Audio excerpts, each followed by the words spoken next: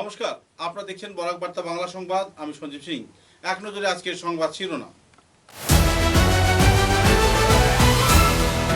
Rangpur VIP road সংস্কারের দাবিতে এলাকায় নাগরিকদের আয়োজিত হলো বিক্ষোভ প্রদর্শন।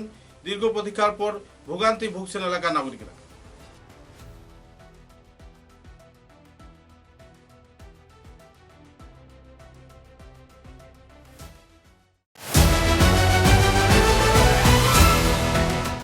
শিলচর গোলদিঘি মোল কমিটি ও জেলা স্বাস্থ্য বিভাগের উদ্যোগে গোলদিঘি মোলে আয়োজিত হল স্বাস্থ্য পরীক্ষা শিবির এবং বিনামূল্যে ঔষধ প্রদান অনুষ্ঠান।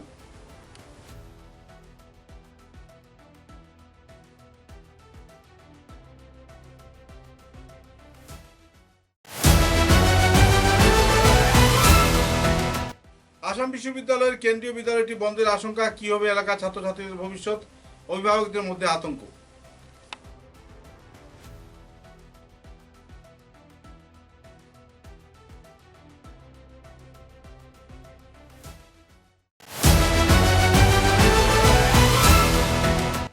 শিলচর মনসুন প্রিমিয়াম লিগে জমকালো সূচনা, ব্যাট হাতে উদ্বোধন করলেন বিধায়ক কিশোর নাথ।